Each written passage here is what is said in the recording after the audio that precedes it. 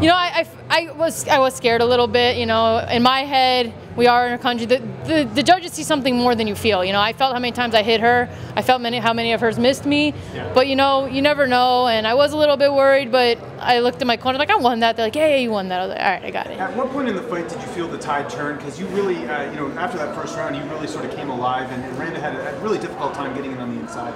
You know, I usually have a slow start. My first rounds are kind of a feeling out process. Most of my finishes are actually in the second and third round. And once I go to a decision, it's usually building up in the second and third. I hurt my shoulder a little in the first round.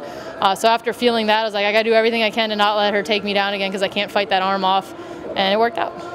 Did you have to make adjustments on the way, or was it just being, obviously she took you down the first? Did you have to make any adjustments, or did she fade a little bit? What did you have to turn? I threw technique out the door and just like muscled out of any attempt of a takedown. It was like, you're not getting me down again. That's what happened. Very nice. We got a nice little streak put together now. I mean, what do you attribute this success to now? You know, I just kind of took the politics out of the fighting. Like, so much people worry about, like, I deserve this, or I'm so good I should be there. You know, you just got to let it roll. They're going to pick the fights. You just answer the phone and say yes or no. And once I just started living I actually make a joke with Amanda after every fight. I'm like, I'm retired, and then if they call me, I'll make a decision. So it kind of takes the pressure off of me being like, when are they going to call me? So it's been working. Very nice. Does that mean, I guess, you don't really have plans or goals for? No, I'm retired right now, so. But actually, you know, thank you. Speaking of that streak with 3 straight now, you're now tied with the champ, Randa Nunes, and Tatiana Suarez, I believe. So, do you kind of just wait now to see how the rest of the top 10 shakes out before making any decisions as far as who you want to play? Yeah, I'm gonna wait till the next couple of fights come out. You know, I don't want to be sitting out as long as I did like this last one. I want to keep the momentum going. I'm ready to go right away, but there's always, you know, it's just the strawweight division. It's like either you're fighting once a year or, you know, you're there every 3 months. So hopefully they get something going right away. I hope for that.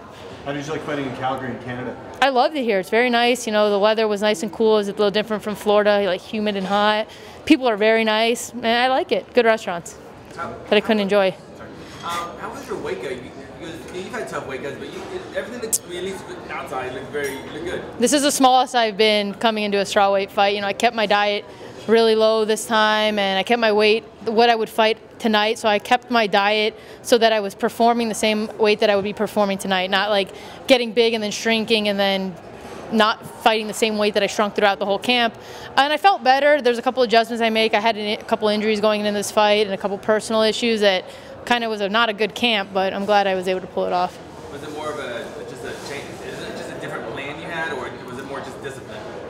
It was more discipline. I changed my training up a little. I used to overtrain a lot and always get injured and stuff. And this time I kind of listened to my injuries. If I was hurting, I wasn't going back to the gym and throwing my arm into another wrestling camp. You know, like if it hurt, I didn't wrestle that day. If it, you know, I had a few injuries that I had to work around and just took it as that. I didn't beat myself up over like I need to train 30 hours a day. You know, so it's okay. So what do you do now? Do you take time off, or do you turn straight to helping Amanda? What's the plan?